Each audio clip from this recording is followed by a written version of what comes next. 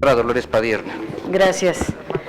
En primer lugar, yo quiero felicitar el trabajo de las juntas directivas, de las comisiones dictaminadoras, porque este tema es uno de los grandes temas que estaban pendientes en la agenda nacional y que por fin ustedes toman cartas en el asunto, y es loable y es indispensable reconocer el trabajo por la pertinencia del tema, pero también por la gravedad del tema.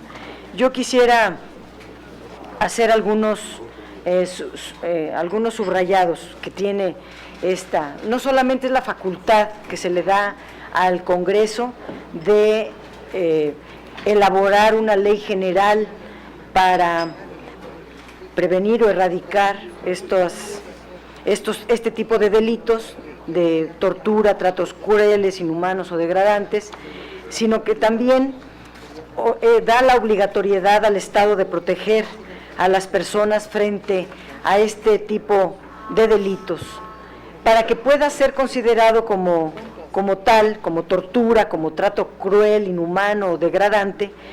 Pues por un lado, y ese es el gran avance, sí tiene que, pues el dolor o el sufrimiento tiene que ser causado con la instigación, con el consentimiento, con la anuencia del servidor público, pero también ahora se agrega por otras personas actuando de esa manera.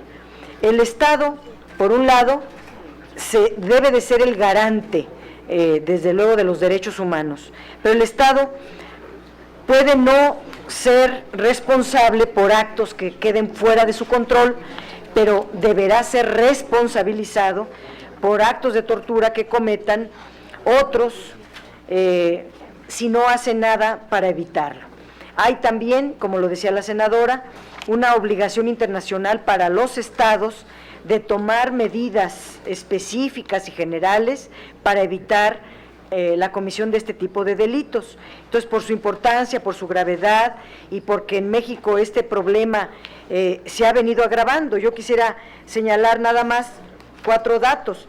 La Comisión Nacional de Derechos Humanos informó que el número de denuncias o quejas interpuestas por presuntos actos de tortura en el año 2014 alcanzó 1,505, aumentando en 600% con respecto al año 2003, cuando se habían registrado 219 casos. O bien el dato de Amnistía Internacional, donde dice que existe entre la población un enorme temor de sufrir tortura, que el 64% de mexicanas y mexicanos tienen miedo de sufrir tortura al ser detenidos por elementos que supuestamente están para impartir justicia. Lo más grave, nos informa también este documento, que quienes aplican la tortura, quienes cometen este delito, gozan de una impunidad casi total. Según el Consejo de la Judicatura Federal, los tribunales federales tramitaron 123 enjuiciamientos por tortura, y de ellos solo 7 desembocaron en condenas. Lo mismo dice el Consejo de la Judicatura, que fueron presentados 3,750 peticiones de amparo que solicitaban estas personas frente a, pidiendo la protección frente a la tortura. Y el propio Consejo dice que se desconoce a cuánto se les concedió esta protección. Por otro lado, y con eso termino, la Suprema Corte de Justicia elaboró, publicó un protocolo de actuación ante quienes denuncien actos de tortura, tratos crueles, degradantes o inhumanos, ante el Poder Judicial. Este protocolo responde a la gravedad y a la falta de la investigación adecuada y de una sanción a tiempo.